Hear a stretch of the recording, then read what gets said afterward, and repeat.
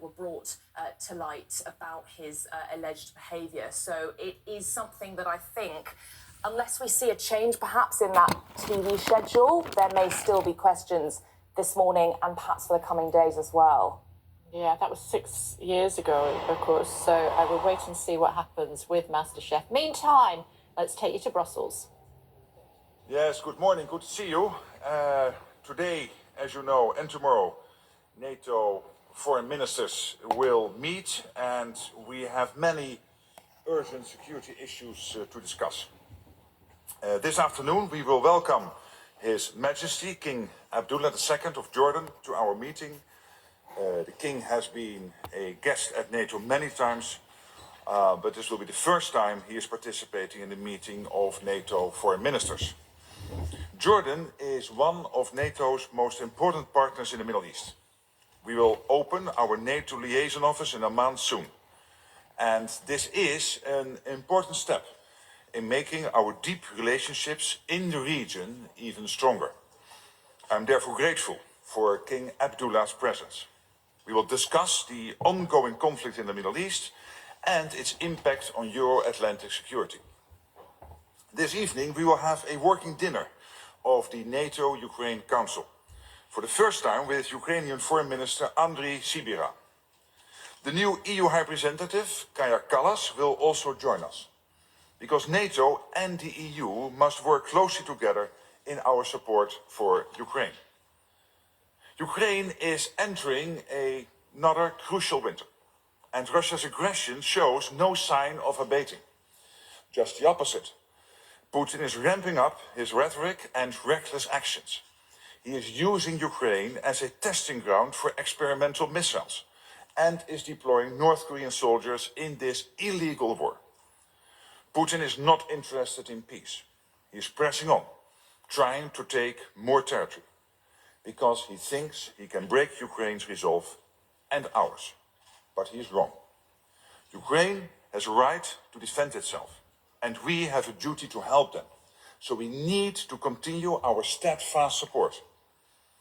In Washington, allies agreed a financial pledge of 40 billion euros of security assistance for this year. And we remain committed to this pledge. And I very much welcome recent announcements of more military aid by the US, Germany, Sweden, Estonia, Lithuania, Norway.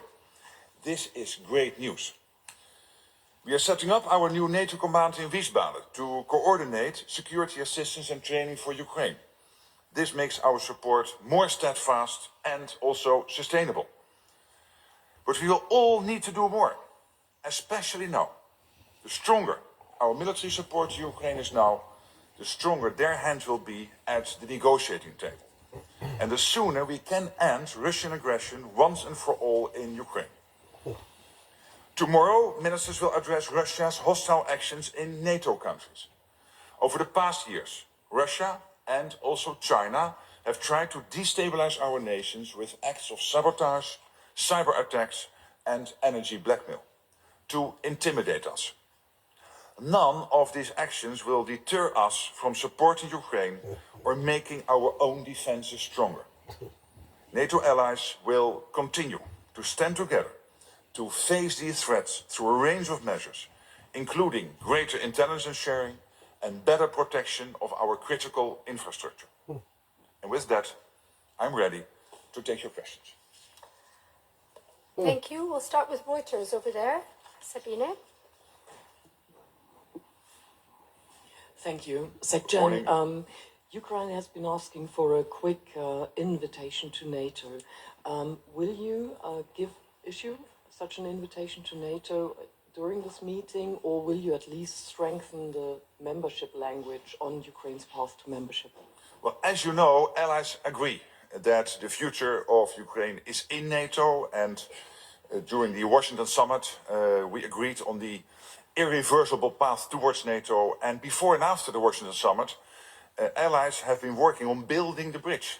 And the bridge consists, for example, out of the individual bilateral security agreements between allies and Ukraine, but also the implementation of all the decisions being agreed in Washington. So this is happening step by step. But I would think that we have to concentrate. And we will concentrate over these next 2 days very much on what is necessary now. And what is necessary now is to make sure that military aid will go to Ukraine, because that is now crucial for them to, if they decide to do so, enter into talks with the Russians one day. They will do this from a position of strength. Okay, I'll go to Ukraine News Agency, Dimitro, third row. Thank you for the floor, Dmitro Shkuko, National News Agency of Morning. Ukraine. Right now we have some kind of narratives coming from the upcoming American administration on a peace plan for Ukraine, which is also about some kind of boots on the ground in Ukraine, involving some kind of European forces. Do you expect that ministers will consider that issue, and what kind of conditions are necessary to be kept for the presence of these troops in Ukraine? What kind of roles? Thanks. The meeting in the next 2 days will very much concentrate on how to make sure that Ukraine, whenever it decides to enter into peace talks, will do so from a position of strength. And to get there, it is crucial that more military aid will be pumped into Ukraine. And therefore, I'm so happy that all the countries I just listed have announced military aid going into Ukraine, including many European allies, and of course also the United States. And I commend them for that. So that is the most crucial thing we have to do now. And from there, whenever the Ukrainian government would decide to enter into talks, and it's up to them to decide that. We want for them to do that from a position of strength. From there, it will be a step-by-step approach. So I'm not going to comment on every piece of news coming out of every ally, because I think we really should concentrate. And that is what we will do today and tomorrow, on making sure that Ukraine can start those talks from the best possible position. Okay, facts at the end there. Thank you. Thomas.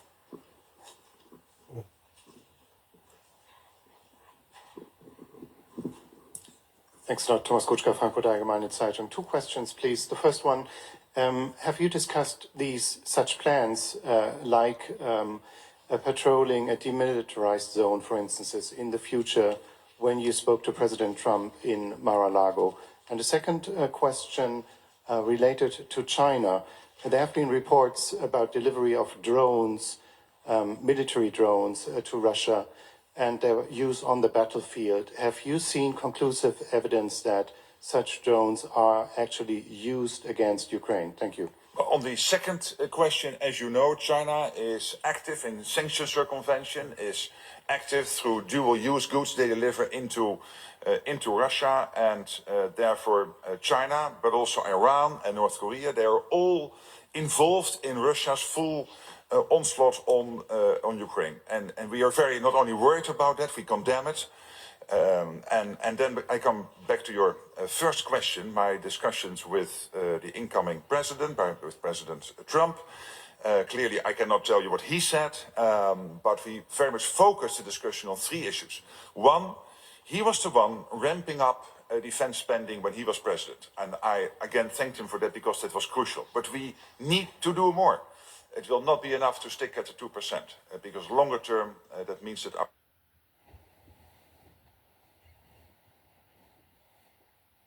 What's that? You only just noticed. I got it last year. No, not that. That. Looks like a nationwide card. Yeah, I thought you'd know that, Dad. Why them and not me? It just feels good to bank somewhere that's owned by its members, rather than someone like you. Missed me. Because we're owned by our members, we put members first. Nationwide, a good way to bank.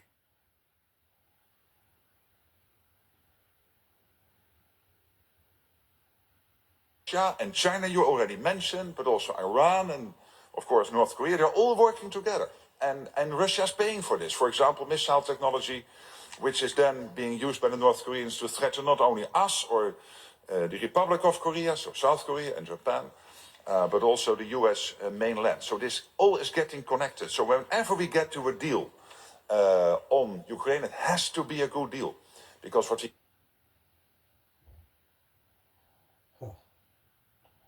Yeah, whatever. Wasting the money. Power through to a bright day ahead. Boxed home battery storage. Sponsors of weather on GB News. Mark Dolan tonight is your weekend dose of news, debate and entertainment. This sounds like a wild conspiracy theory. Don't miss my big opinion. Mark Meets at My Take at 10. Democracy is a funny old thing. And we don't do...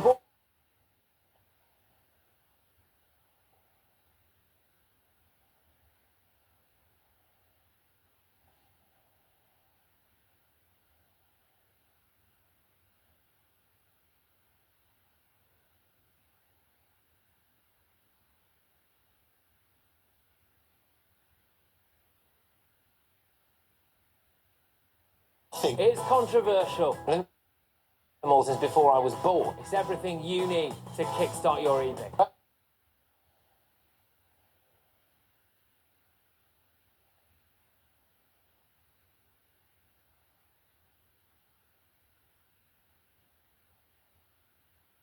State of the Nation, daily plunge into the stories shaping our country.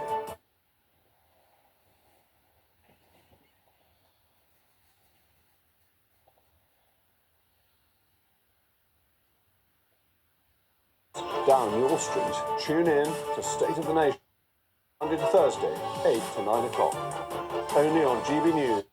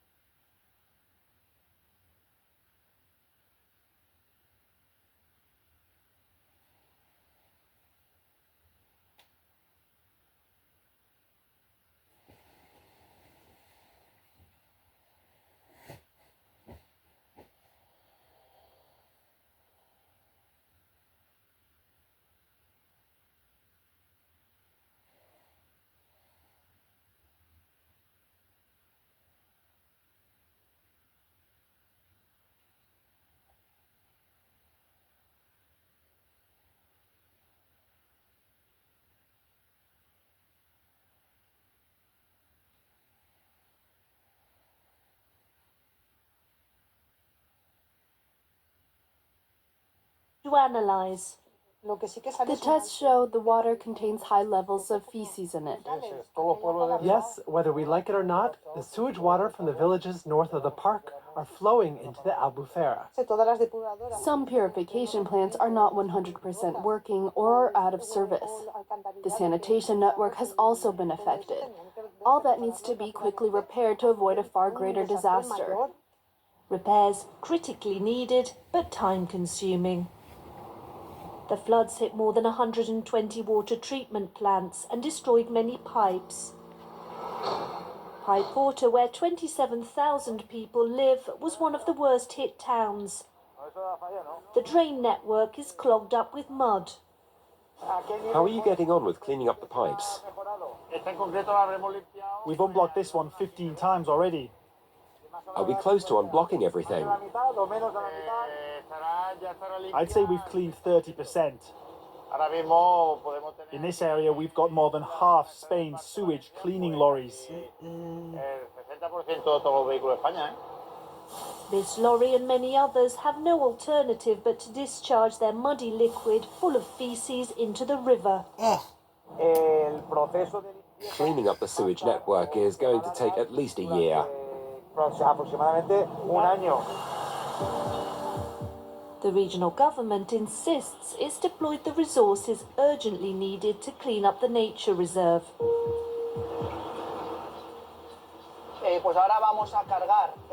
We are going to fill up my lorry with waste that an excavator will remove from the park's canal. So far, his team has removed 750 cubic meters of rubbish. Just 1% of the volume now polluting the Albufeira, according to one study. Take the rubbish bags marked plastic. There are just 18 local authority workers removing rubbish. Juan Jose is their supervisor. Lots of the cleaning machines are needed in the villages. The cleanup is taking a long time. But we're working as best we can with machinery, our workers and volunteers. The region has announced €100,000 to clean up Albufeira.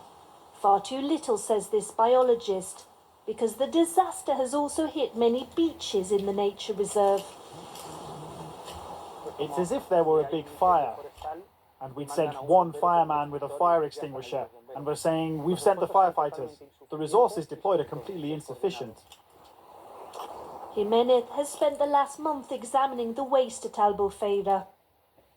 The problematic waste are these microplastics. They are very difficult to clean up, and they can affect the fish and the sea. To back up the regional government and help clean up the nature reserve, Valencia City Hall has just offered €8 million from its budget.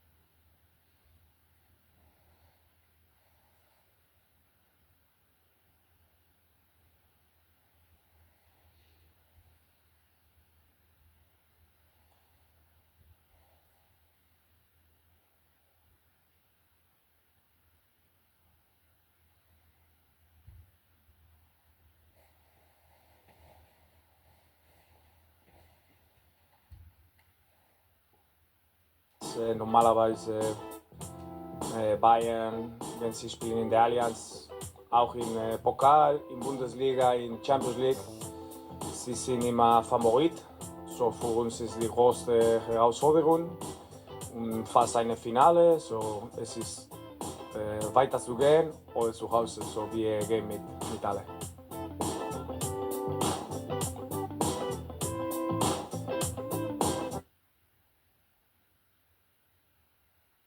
dass man nie 1:1 ersetzen kann, nicht die Tore, nicht die Spieler. Deswegen ist er auch ein Topspieler, aber wir haben schon Talent, wir haben schon Tore in die Mannschaft und wir müssen das einfach anders lösen und es wird nicht an Talent fehlen.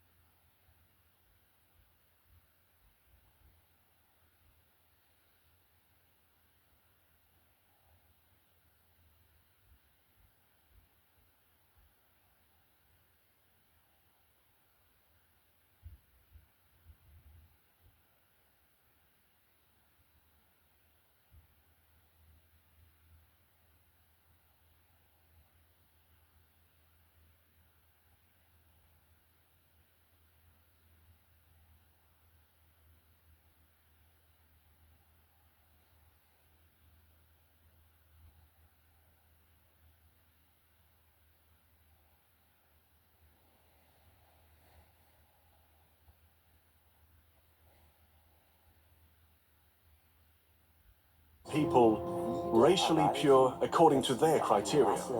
In 1935, the Third Reich, the cradle of National Socialism, launched a birth promotion campaign, the Lebensborn. Nazi maternity hospitals scattered across Europe oversaw more than 20,000 births, hand-picked newborns.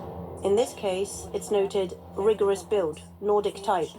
3 children born in this Lebensborn, but who did not correspond to these criteria, were euthanized. Used to serve the Aryan ideology, some women have had difficulty coming to terms with their role in this dark chapter. I clearly see my mother as a victim, and my grandmother especially. She was used for her womb. Watch The Nazi Master Race Babies, revisited on France 24.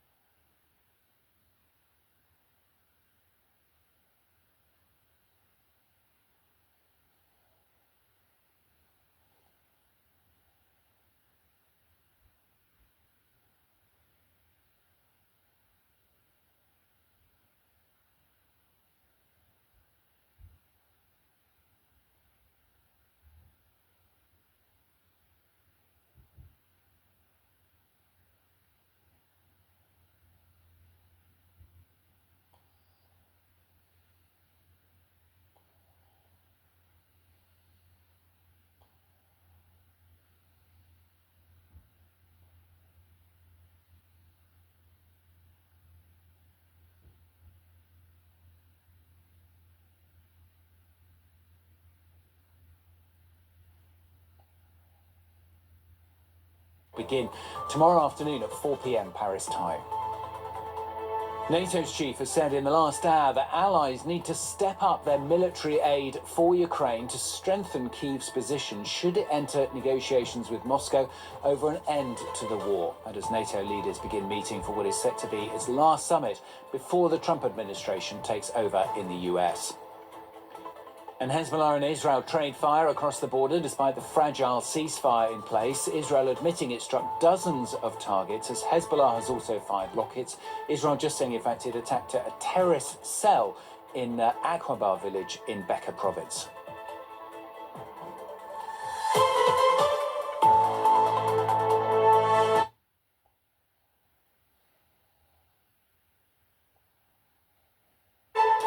So if you know your French politics, well, today is the day after the storm and perhaps the day before the hurricane. Yesterday, the French Prime Minister invoked a rarely used constitutional mechanism to push through France's budget, triggering both the left and far right to launch no confidence votes in his government. Tomorrow, then, is the day that the French government could therefore fall if the two polar opposites in the parliament vote together, sending shockwaves not just across France, but across the rest of Europe as well. Oliver Farry reports.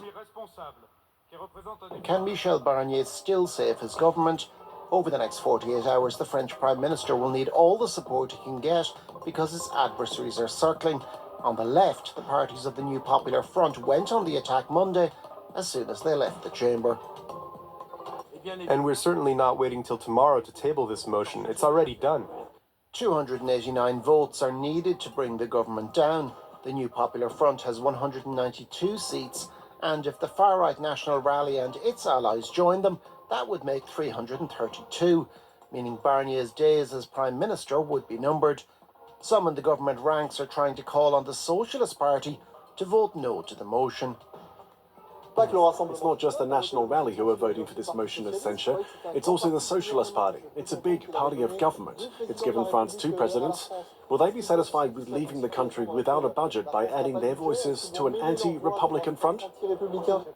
But some among the Socialists have rejected those overtures. Not once did Michel Barnier approach the left to negotiate. He even told us, my base does not wish to negotiate with you. So what did he do? He negotiated with Marine Le Pen. So do you think that's a sufficient reason to avoid a motion of censure? The answer is no, of course. The motion of censure could be put to a vote as early as Wednesday. If passed, Emmanuel Macron will have to decide whether to renominate Barnier or designate a new Prime Minister. On an official visit to Saudi Arabia, the President is trying to keep his distance from the brewing crisis back home and wants to leave it up to the Assembly to deal with. Whoever the next Prime Minister might be, they'll have to form a government with the existing Parliament, with no dissolution possible until next July. NATO's chief has said in the last hour that allies need to step up their military aid for Ukraine to strengthen Kyiv's position should it enter negotiations with Moscow over an end to the war. And as NATO leaders have begun their meeting for what is set to be the last summit before the Trump administration takes over in the US, the US Secretary of State Antony Blinken there as the US announced $725 million of missiles, ammunition, anti-personnel mines and other weapons for Ukraine as they aim to bolster Kyiv before leaving office. The German Chancellor Olaf Scholz also announcing further equipment of €650 million to arrive this month. In the last hour, I spoke to our correspondent Dave Keating in Brussels. This is a two-day summit of foreign ministers from NATO, and as you say, it most likely is the last time they will be meeting before Donald Trump takes over the U.S. presidency in January, and Ukraine is really number one on the list. We're expecting in about 20 minutes NATO Secretary General Mark Rutte to speak to the press, probably alongside Secretary Blinken, and the big stress here will be supporting Ukraine. We've already seen the Biden administration announce a whole bunch of new funding and also less restrictions on what type of weapons Ukraine can use. The Biden administration just ended their restriction on Ukraine launching ballistic missiles into Russia. What's happening here is essentially the Biden administration is stacking up support for Ukraine before January, before Trump takes office, because the expectation is Trump will force a ceasefire, force a peace treaty, and that is not favorable to Ukraine. And so the idea is to put Ukraine in the strongest position possible by the time those talks start so that Ukraine has to give up as little as possible in terms of territory or other concessions. At the moment, however, Russia does seem to have the initiative here in terms of the battlefield. Russia is kind of moving forward while Ukraine is a bit in retreat. And so this would be a tall ask if Donald Trump's expectation is to really start these peace talks right away. It's difficult to see how this surge in funding and support could make a really big difference by January 20th. Of course, Trump said he would solve the Ukraine-Russia issue, would bring peace to that war on day one. Day one is January 20th. So they're doing what they can. The idea here is really to put Ukraine in the best position possible once Donald Trump takes office, forces those talks to take place so that Ukraine doesn't have to give up too much in terms of territory, and ideally that Ukraine would not have to make a promise that it will never join NATO, which is certainly something that Russia wants in order to get a peace deal. Dave Keating there. Now, as for Joe Biden himself, well, he's currently on a tour of Angola, the first visit there by a US president. This designed to promote Washington's hefty modern investments in the sub-Saharan African nation.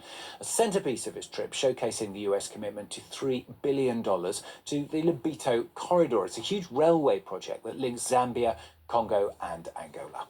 Keris Garland reports. It's the first time a US president has set foot in Angola. Greeted by his Angolan counterpart João Lourenço and an enthusiastic delegation, Joe Biden belatedly fulfilled a promise he made when he became president to visit Africa. I hope he brings solutions to the problems we face in the country, and that they'll benefit society, notably the youth.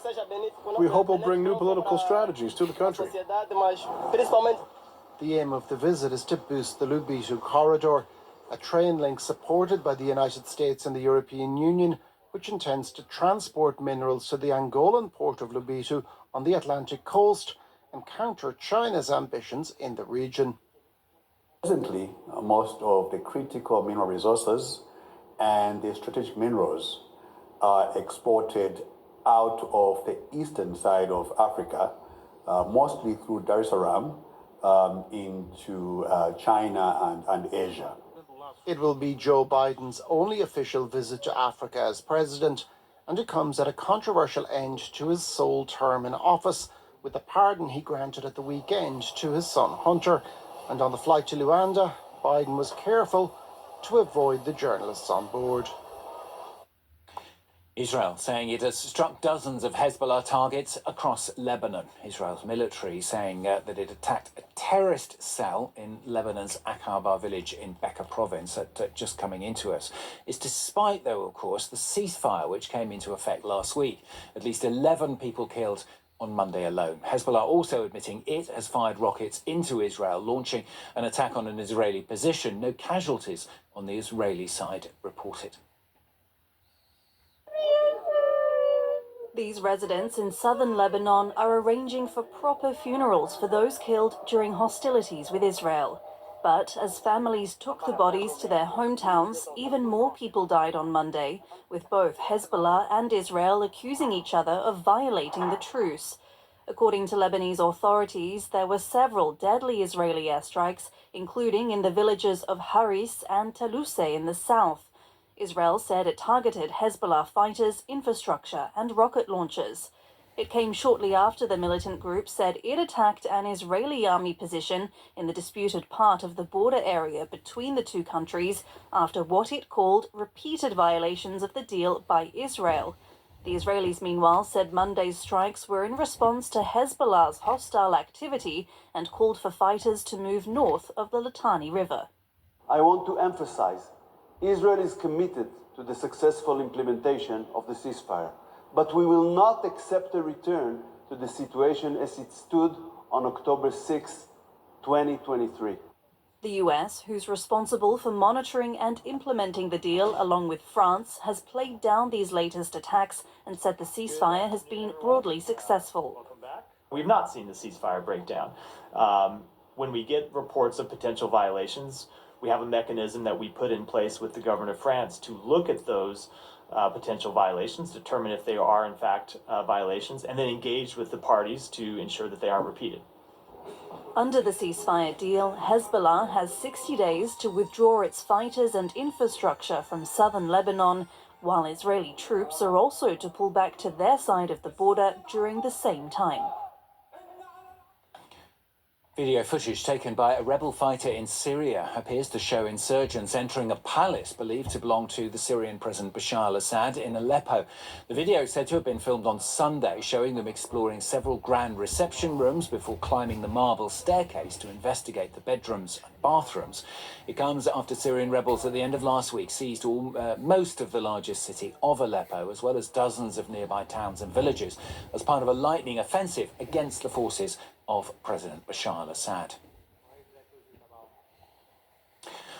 Now, today is the 30th anniversary of the launch of Sony's first ever PlayStation video. Now, since then, it has, of course, been a huge, even colossal consumer hit. And yet, 3 decades ago, well, its creator really struggled to convince both game makers and his bosses at Sony as well that his console would even be a winner. He says simply, looking back, that everyone told him he would fail. Keris Garland reports.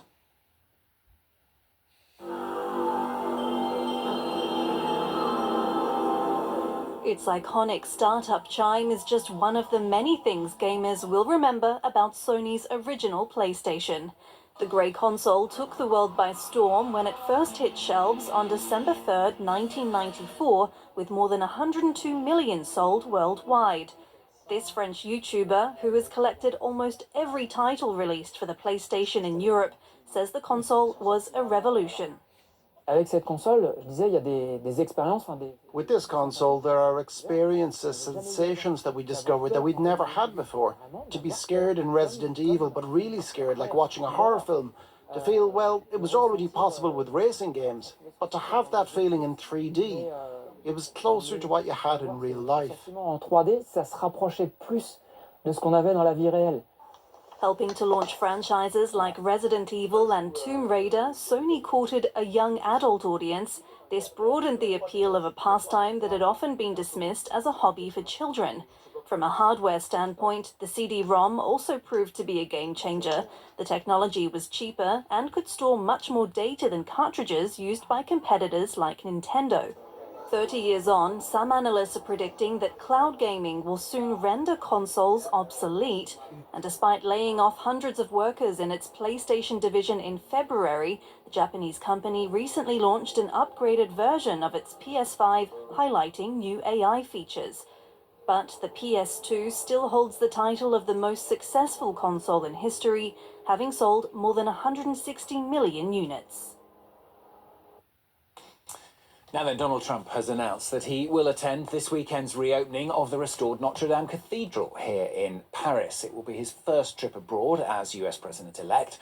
Trump making the announcement on his social media, saying it will be an honour to attend. Notre Dame, of course, ravaged by fire back in 2019, but set to welcome visitors and worshippers again this weekend for the first time, with dozens of world leaders expected among the guests. Jill Biden is also going to attend, and already a massive security operation is swinging into force. You have been warned if you are going to be in Paris by any chance over the weekend. It's probably going to be a little bit chaotic, I suspect, but very impressive images there will be. Of course, we'll have coverage of that opening here on France 24 as well. Good to have you with us then. You're watching The World Today.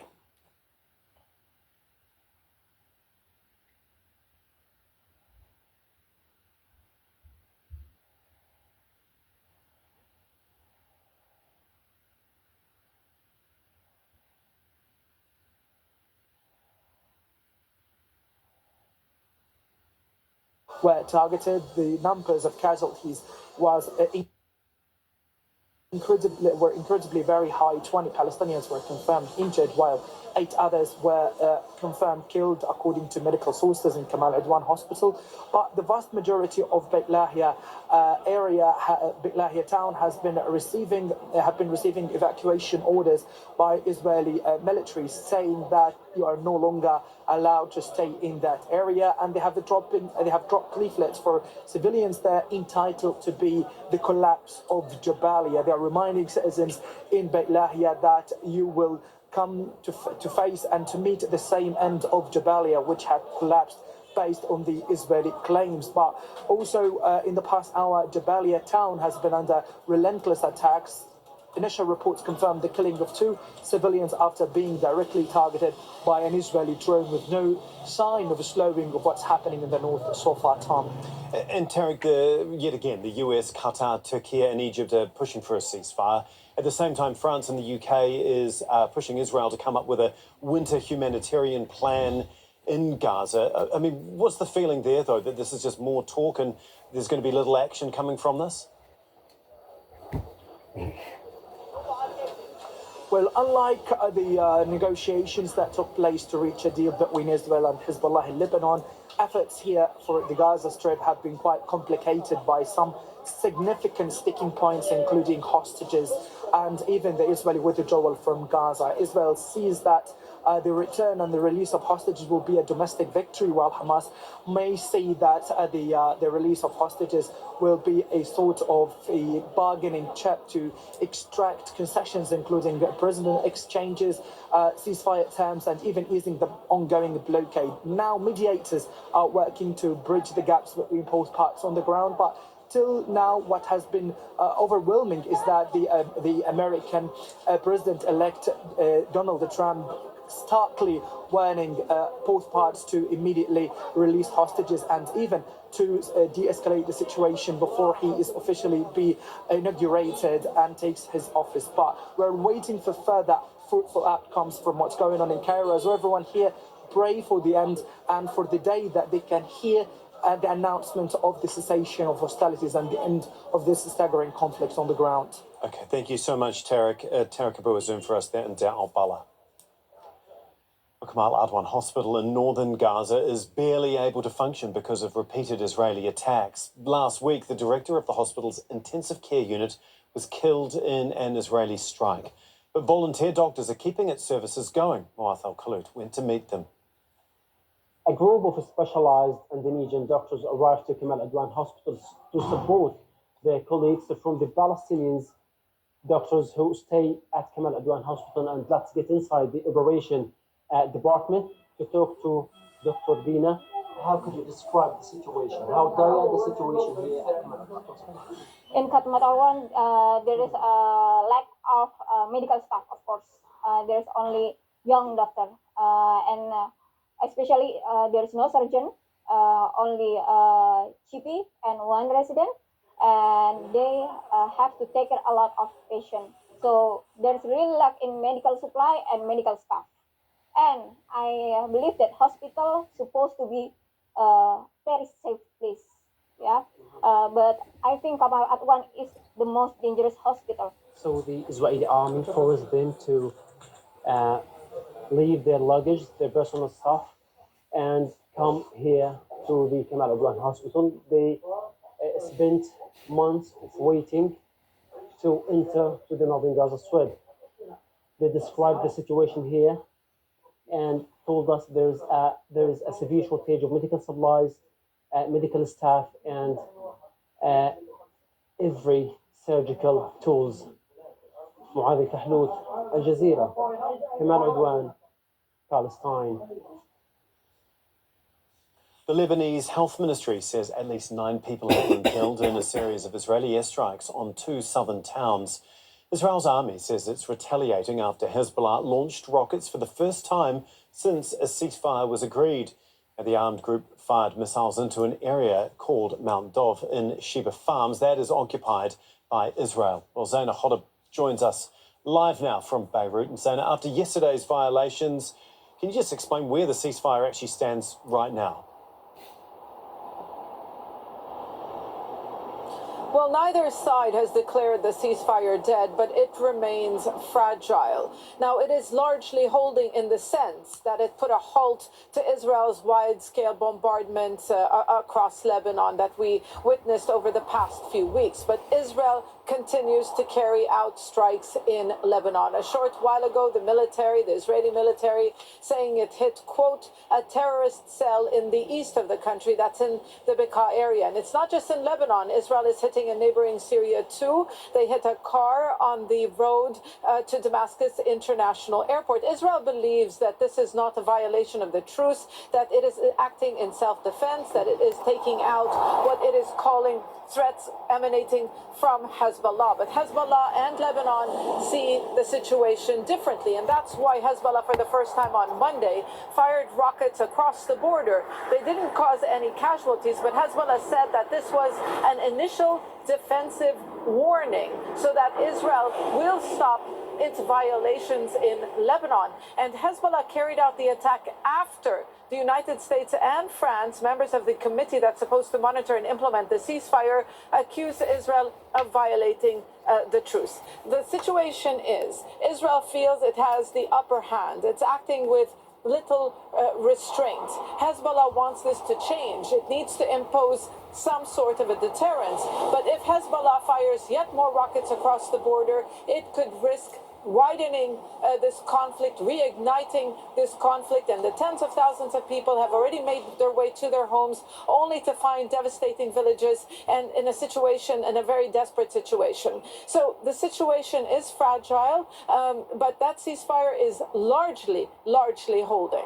As we know, there are many conditions that have been put on this. Can you just tell us more about the implementation of those in regards to the ceasefire? What actually needs to be done in the days and weeks ahead? Stop fighting. Well, the ceasefire came into force on November the 27th. 60 days after that, since coming into force, there's 60 days where there's supposed to be a transition of power in southern Lebanon. What is supposed to happen is that Israeli troops who remain along the border area, they are supposed to gradually withdraw, and the Lebanese army is supposed to send in thousands of troops, and Hezbollah is supposed to pull back. And the Lebanese army is also supposed to dismantle any military infrastructure in that area which does not belong to the state. So the army is supposed to do what it was supposed to do back in 2006 following the last major war. This has yet to happen. Now, the U.S. envoy, Amos Hochstein, told the Israelis to give time for the monitoring mechanism to start working, because this requires some time. So you see, both sides really understand the deal differently. Hezbollah says that it will cooperate with the army, but it believes that this deal is focused on south of the Litani. Israel believes it is just not south of the Litani, but across the Lebanese territory. Okay, thank you so much for all of that. That's Anna Hodder for us there in Beirut. Well, for more on this, we're joined now by Yossi Beilin, who is a former Israeli justice minister and initiator of the Oslo peace process in the early 1990s. He joins us now from Tel Aviv. Thank you so much for being with us once again, sir. First of all, the UN says that Israel has violated the ceasefire with Lebanon at least 100 times since it went into effect a week ago. Can you just give us an idea of how tenuous it feels in Israel right now? Well, I heard carefully the reportage of your reporter, and I think that generally speaking, this is the truth. I mean, it's like always, there are different interpretations of the same agreement, and the good thing is that there is a third party which is able to say, hey, you made a mistake here, you did something wrong according to the agreement, so you have to change your behavior. And I believe that it is just the beginning of ceasefire. Hopefully, it will continue in a different way, while each side will understand exactly what are the limits. Yeah, will Israel actually listen to that third party, though, and take on board if it is finding all these violations to the ceasefire? Well, the violations are on both sides. You know, it's like always, it is a kindergarten, as you know. So you have a teacher, and the teacher may say to this guy, hey, you made a mistake, come back to the kindergarten or whatever, and they will behave. this is not a major issue. The major issue is the fact that eventually the parties agreed to have a ceasefire. They did not stick to their original promises that there will be a kind of a security area or whatever. They had to compromise. Both of them had to compromise. Now they will have to compromise on the implementation. What compromises do you think that Israel would be willing to make if that does happen? If it doesn't happen? If it does happen. None. If the violations continue.